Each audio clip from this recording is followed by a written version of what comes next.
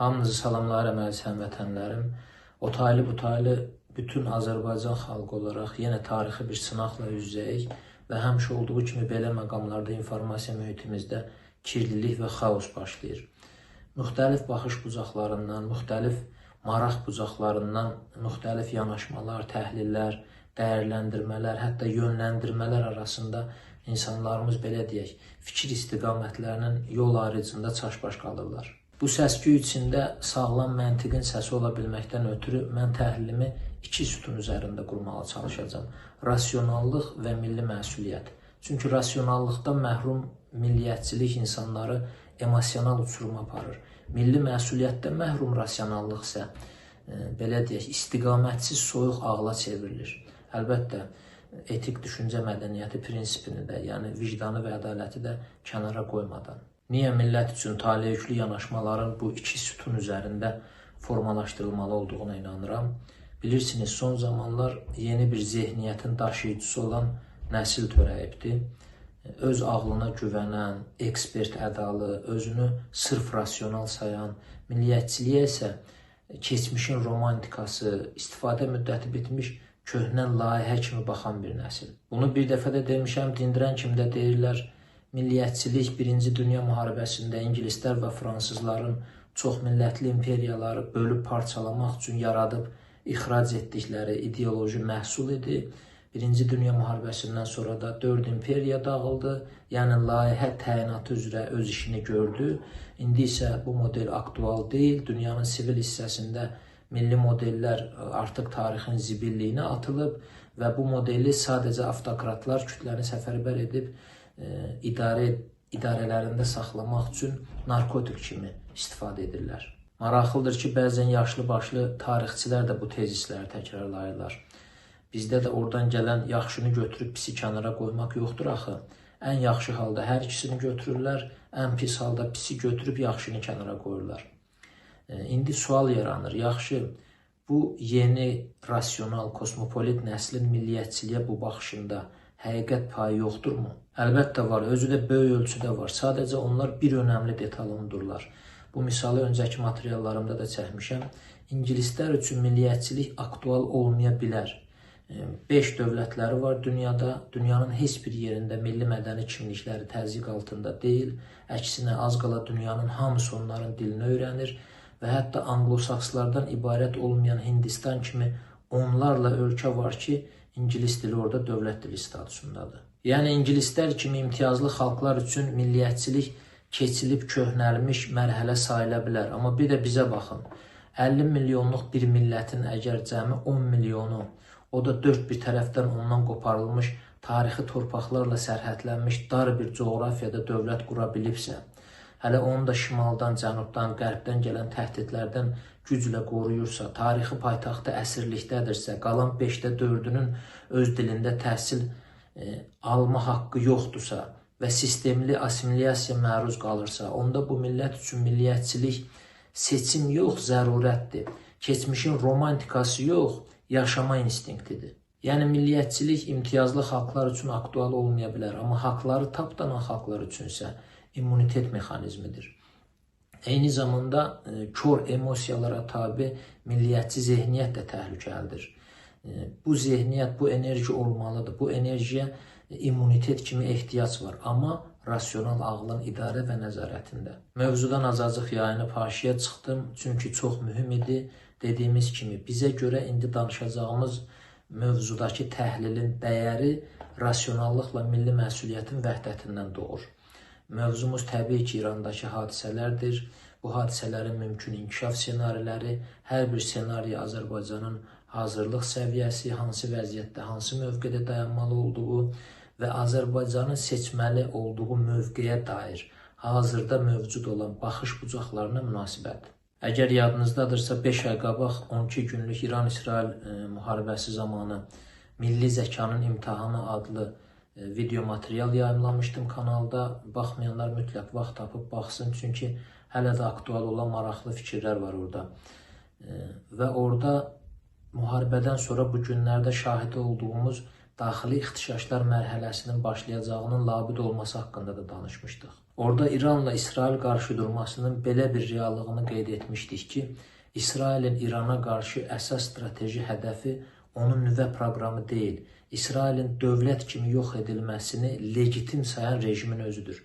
Çünki İrandakı rejim İsraili məhv edilməsini zəruri hesab edən bir ideologiyanı əsas alıbdır. Və bu ideologiyanın daşıyıcısı olan rejim ya devrilməyincə, ya da İsrail yox edilməyincə qarşıdurma bitməyəcək. Sadəcə müstəvilərini dəyişəcək. Diqqət edin, buna paralel olaraq İran rejimi öz xalqı ilə arasında illərdir dərinləşən uçurumu son hadisələrdə üstəgəl minlərlə insanın qanı ilə də doldurdu. İrandan çöldə, sivil dünyada dəyişim, güncəllənmə, progres gedir. İnsan haqları, demokratiya, texnoloji inkişaf, azadlıqlar, İrandakı gənc nəslin var gücü ilə arzuladığı liberal dəyərlər və s. Rejim dünyadakı bu progresi içəri buraxmamağa çalışır. Amma Şimali Koreya kimi tam qapada da bilmir ki, içəridəkilərin çöldən xəbər olmasın. İran Şimali Koreya deyil, cəmiyyət çöldəki inkişafı, azadlığı, alternativ həyat modelini görür, müqayisə edir və bu dəyişimi arzulayır. Bax, həmin bu arzu ilə onu boğmağa çalışan rejim repressiyası arasında yaranan gərginlik cəmiyyəti partlama həddinə gətirib. Üstəgəl ölkənin rifahı yerinə proksilərə xərclənən resurslar, siyasi ideoloji xətt ucbatından yaranmış təcrid durumu, ölkənin sanksiyalar altında boğulması səbəbilə yaranan iqtisadi böhran, nəticədə daxildə baruta dönmüş bir kütlə, çöldə isə bu zəif anı fürsətə çevirməyi gözləyən strateji bir düşmən. Və hər ikisinin də hədəfi rejimdir. Bax, bu kombinasiya İranda rejimin devrilməsi ilə nəticələnəcək sosial partlayışı artıq ehtimal yox, qaçılmaz prosesə çevirir. Burada belə bir sual yaranır. İşlərin gəlib çatdığı bu nöqtədə rejim islahatlar yoluna getsə necə? İçəridə təzyiqi aşağı salıb ayaqda qala bilərmi?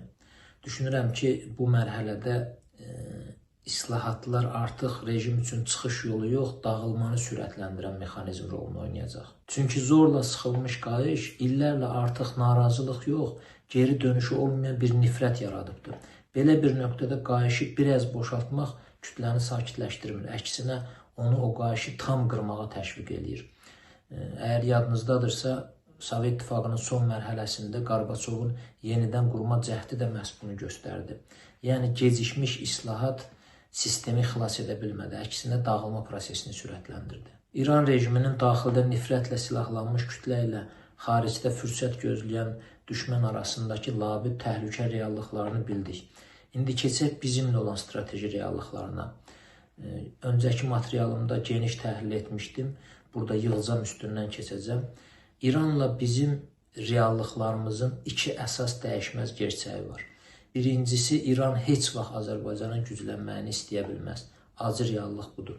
İqtisadi əməkdaşlıq təzyiqi müvəqqəti aşağı salsa da strateji düşmənçilik iki tərəfdən birində rejim ya da ideologiya dəyişmədən qalxmaz. Çünki Fars dövlətçiliyi mərkəzli İran öz bütövlüyünü bizim parçalanmışlığımız üzərinə, yəni öz varlığını bizim yoxluğumuz üzərinə, öz güclənməyini bizim zəifləməyimiz üzərinə inşa edibdir. Eyni məntiq tərsinə də keçərlidir. Çünki bizim də varlığımız, bütövlüyümüz, güclənməyimiz İranın bu ideoloji siyasi bütünlüyünün sarsılması ilə mümkündür ancaq. Bunun təməlini onlar qoyublar.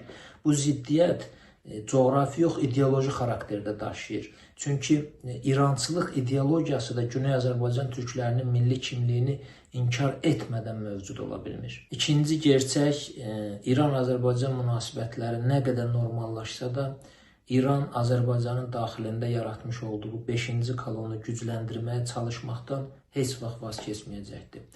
İran-Azərbaycan münasibətlərinin ən yaxşı dövründə də belə bu fəaliyyətlər durmaz. İran ənənəvi şiəlikdən tam fərqlənən İran istehsalı siyasiləşmiş şiəlik modelini Azərbaycana ixrac etməklə ölkə daxilində həm sayca, həm ideoloji baxımdan hazırlıqlı sosial baza formalaşdırmağa çalışma fəaliyyətinə həmişə davam edəcəkdir. Bunun səbəbi də öncə də dediyimiz kimi İranda yaşayan 10 milyonlarla türkü saatlı bomba, potensial təhlükə kimi görməsidir. Və bu riski balanslamaq üçün də İran, belə deyək, hərbi yox, ideoloji işğal yolu ilə simmetrik təhdid yaradır. Bu artıq taktika deyil, İranın təhlükəsizlik strategiyasıdır. İndi qayıdaq İrandakı hal-hazırki vəziyyətə. İrandakı mövcud gedişat onu göstərir ki, mümkün hərbi zərbələr və buna paralel olaraq ölkə daxilində kütləvi ixtişaşların yeni dalğası artıq rejimin çökməsini real senariyə çevirə bilər. İşlər bu mərhələyə gələrsə Azərbaycan proseslərin kənarında qala bilməz və qalmamalıdır da. Çünki daxili nəzarət itərsə, qlobal güclər prosesə müdaxilə edəcək və İranın gələcəyini öz strateji maraqlarına uyğun formalaşdırmağa çalışacaqlar. Qərb üçün ideal model isə, bunu öncəki materiallarda da demişdik, təkrarçılıq olmasın, Fars dövlətçiliyi mərkəzli, qərb yönümlü, demokratik, sekulyar, unitar və bölgədə güc balansını qoruyan İran dövlətidir. İranın bölünməsi və ya Güney Azərbaycanda belə deyək, Türk varlığının siyasi status qazanması isə Türkiyə-Azərbaycan xətti üzərindən bölgədə Qərbin nəzarətindən kənar yeni bir güc mərkəzi yaradar ki, bu da Qərbin maraqları ilə uzlaşmır. Məhz buna görə də hadisələrin inkişafı rejimin dağılmasına gətirib çıxararsa, Türkiyə ilə Azərbaycan seyirci qalmamalı, Güney Azərbaycan türklərinin taleyinin bizim iradəmizlə hesablaşılmadan kənardan yazılmasına imkan verməməlidir. Bu həm tarixi çağırışdır, həm də elə 100 ildən bir ələ düşən tarixi fürsətdir. Əks halda molla rejiminin yerini tutacaq olan sekulyar Fars dövləti bu dəfə də demokratiya adı altında milli iddialarımıza qarşı çıxacaq. Bizi haqlı mövqedə məhrum edəcək, Güney Azərbaycan məsələsini də separatizm kimi təqdim edəcək. Bununla yanaşı diqqət edin. Bugün İrana qarşı güc balansını qorumaq üçün Qərb və İsrailin bizə verdiyi dəstəyin də səbəbi ortadan qalxmış olacaq. Necə ki, Qərb bugün İran güclənməsin deyə bizi dəstəkləyir, sabah eyni Qərb yeni Qərb yönümlü İranı dəstəkləməklə Türkiyə-Azərbaycan alyansının güclənməsinin qarşısını almağa çalışacaq. Fikir verirəm, ictimaiyyətdə, xüsusilə də liberal çevrələrdə belə bir fikirlər səsləndirilir ki, İranda baş verəcək demokratik dəyişikliklər avtomatik olaraq Güney Azərbaycan türklərinin də xeyrinə olacaq, onlar da öz haqlarını əldə edəcəklər falan filan. Baxın əzizlərim, məsələyə düzgün qiymət verə bilməkdən ötürü hadisələrə şüar prizmasından yox, mahiyyət prizmasından yanaşmaq lazımdır. Mən istəyirəm dinləyici indi danışdığımız mövzu ilə bağlı məsələni mahiyyəti üzrə təhlil edə bilək deyə beynində rəflər qursun. Bax, bir rəfə qoyduq İrandakı rejimi daxildən və xaricdən gözləyən təhlükə reallığını, bir rəfə qoyduq İranın Azərbaycanla olan strateji reallığını, bir rəfə qoyduq Qərbin yeni formalaşdırılacaq İranı hansı modeldə görmək istədiyi reallığını. İndi gəlin yeni analiz rəfi açaq və bu rəfdə də bu suallara cavab axtaraq. İranda ayaqlanan kütlələr hansı zehniyyətin daşıyıcılarıdır? Bu etiraz dalğasını kənardan sahiblənib yönləndirməyə çalışan güclər hansı zehniyyətin daşıyıcılarıdır və məqsədləri nədir? Və nə üçün Güney Azərbaycan bu etirazlara əsaslı və kütləvi şəkildə qoşulmadı? Deməli, ayaqlanan kütlə vahid deyil. Mən deyərdim, fərqli niyyət və hədəfləri olan 3 əsas qrupdan ibarətdirlər. Birinci qrup etniklərdir. Kürdlər, bəluçlar, ərəblər və digər sıxışdırılmış xalqlar. Bunları ayağa qaldıran əsas motiv milli azadlıq və öz müqəddəratını təyin etmək istəyidir. Bunlar üçün hər ixtişaş dalğası bir fürsətdir və onlar bu fürsətə həmişə hazırdılar. İkinci və daha geniş qrup isə hansı ki ayaqlananların nüvəsini təşkil edirlər. Bunlar narazı liberal kütlədir. Bunlar İranın parçalanmağını yox, rejimin dəyişməsini və siyasi, sosial azadlıqların genişləndirilməsini istəyirlər. Onların arzusu demokratik İran ideyasıdır. Milli məsələ isə bu kütlə üçün əsas prioritet deyil. Üçüncü qrup, buna diqqət edin, sadəcə hamısından az olsa da təsir baxımından ən təhlükəli olandır. Bu qrup etiraz dalğasını sahiblənməyə, onu yönləndirməyə və nəticəni öz xeyrinə yazmağa çalışan pəhləviçilərdir. Onların mərkəzi xaricdə olsa da içəridə təşkilatlanmış şəbəkələri var.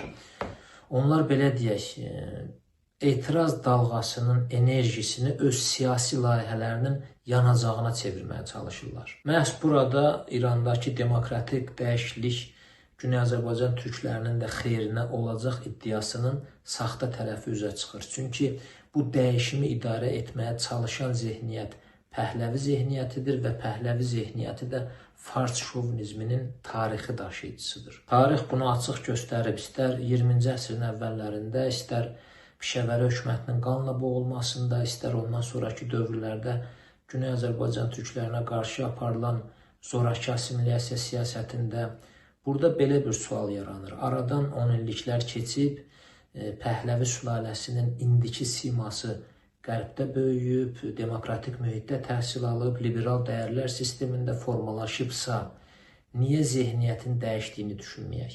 Cavab sadədir, çünki dəyişməyib. Baxın, bugünkü pəhləviçi diskursda əsas qızıq nöqtələrindən biri yenə türklərdir. Türklər İranı ələ keçirib, ali rəhbər türkdür, prezident türkdür, kilit vəzifələrdəki generalların əksəriyyəti türklərdir, rejimi dini fanatizmə sürükləyən türklərdir kimi tezislər bu zehniyyətin hələ də diri olduğunu göstərir. Fikir verin, bunların şovinizmi nə həddədir ki, indi türklərə qarşı aparılan assimilə siyasəti bunlara hələ az gəlir. Türklər İranda haqqı tapdanıb əzilən tərəf ola İran türklərin əlindədir deyirlər. Əlbəttə, bu həm tarixi saxtalaşdırmadır, həm də belə deyək, milli nifrətin müasir dildə ifadəsidir. Kiçik bir haşiyə çıxın, bu günlərdə bizim bəzi tarixçi təhlilçilərdən də eyni məntiqi eşitdim ki, bəs İran onsuz da türklərin əlindədir, Güney Azərbaycanın ayrılıb müstəqil olmasına nə ehtiyac var? Yəni, yanaşmanın da bu qədər absurdunu artıq sözüm yoxdur. Əgər İran türklərin əlindədirsə, çox milyonluq xalq niyə öz ana dilində təhsil haqqından məhrumdur? Niyə Azərbaycanın adına, özünə, inkişafına həmişə düşmən kəsiliblər? Niyə bizi gücləndirəcək hər layihənin var gücləri ilə önünü kəsiblər? Yəni, bunu anlamaq o qədərmi çətindir ki, rejimdə üstün vəzifəyə yüksələ bilən etnik türk milliyyətinə görə yox, xidmət etdiyi ideologiyaya sədaqətinə görə seçilibdir. Haşiyanı bağlayaq, beləliklə pəhləviçilərdən danışarkən inanıram və görürəm ki, həmin zehniyyət dəyişməyib.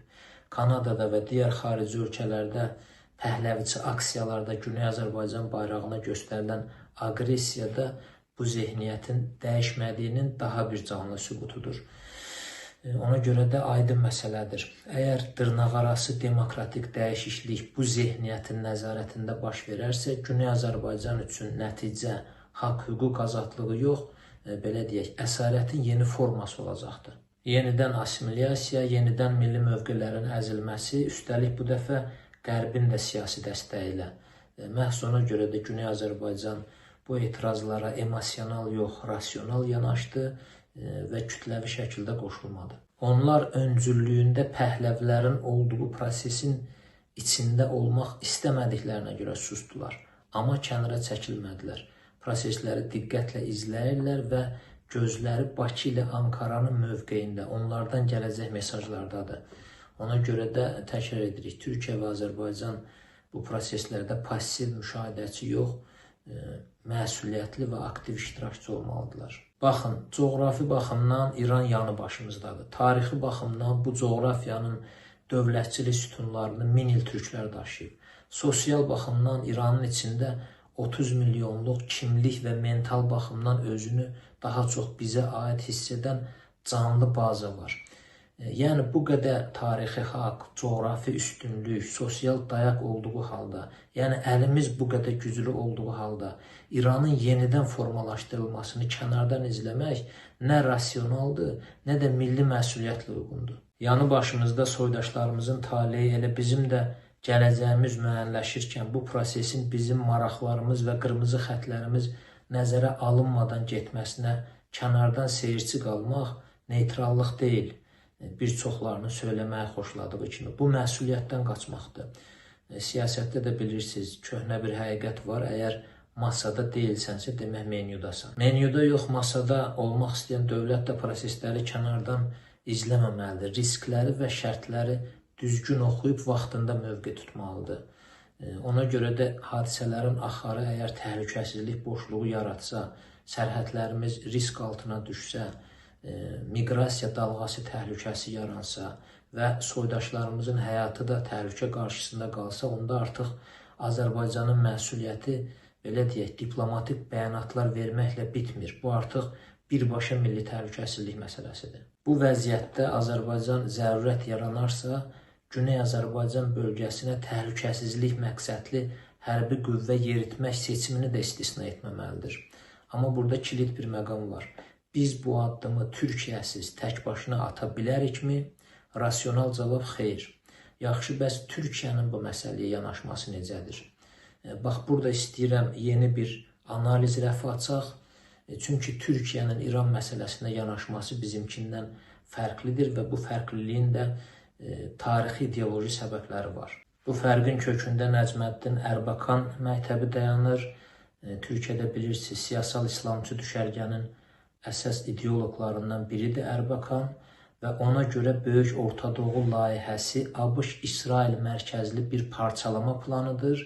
Bu plana görə birinci İraq bölüb parçalanacaq, sonra Suriya, daha sonra İran və nəhayət növbədə Türkiyədir. İraq və Suriyada baş verənlər siyasal İslamçı çevrələrdə bu yanaşmanı, belə deyək, bir dogma halına gətirdi. Yəni şübhə altına alınmayan doğruluğuna inanılmış bir həqiqətə. Ərdoğan və AKP də bilirsiniz ki, siyasal İslamçı düşərgədən çıxmadır və bu düşərgədən çıxanların da hamısında Ərbakanın bu Böyük Orta Doğu layihəsi doktrinası bir ideoloji kod kimi durur. 12 günlük müharibə İran-İsrail arasında və İran ətrafında baş verən gərginliklərdən bu düşüncəni doğru çıxmış proqnoz kimi daha da sümükləşdirdi və beləliklə İranın zəiflədilməsini, belə deyək, Türkiyəyə yönəlmiş təhlükənin başlanğıcı kimi oxuma refleksi formalaşdı Türkiyədə. Bu səbəbdən Ankara üçün İran məsələsi təhlükə zəncirinin bir halqası kimi dəyərləndirilir. Türkiyənin məsələyə yanaşmasını bildik. Mən indi istəyirəm bu yanaşmanı bizim rasional və milli baxış bucağından şərh edək. Deməli, Türkiyənin bu ideoloji, emosional həssaslığa söykənən mövqeyi artıq bizə bir dəfə dərs verib. 2003-cü ildə ABŞ İraqa hərbi müdaxilə ərəfəsindəykən Türkiyə həmin bu ideoloji reflekslə prosesi kənardan izləməyi seçdi. Nə prosesə hər hansı bir şəkildə müdaxil oldu, nə də müdaxil olmadığına görə masada oldu. Nəticədə müharibənin qarşısını da ala bilmədi və yeni formalaşdırılan İraqda onun qırmızı xətləri və maraqları da nəzərə alınmadı. Şimali İraqda Kürd muxtariyyəti quruldu, Kərkük türkləri kənarda qaldı, təhlükə Türkiyənin sərhədlərinə qədər daşındı, yəni masada olmadığına görə menyuya yazıldı. Suriya təcrübəsi isə bunun tam əksini göstərdi. Ankara bu dəfə seyirci qalmadı, proseslərin içinə girdi, qırmızı xətlərini və iradəsini ortaya qoydu və nəticədə Suriyanın gələcəyi Türkiyənin iştirakı olmadan dizayn edilə bilmədi. Türkiyənin sərhədlərində ikinci bir Kürd muxtariyyətinin qarşısı alındı, kənar güclər onunla hesablaşmaq məcburiyyətində qaldılar və belə deyək, Türkiyənin təhlükəsizlik maraqlarına zidd senarilər bloklandı. Bu fərq sadə bir həqiqəti sübut etdi.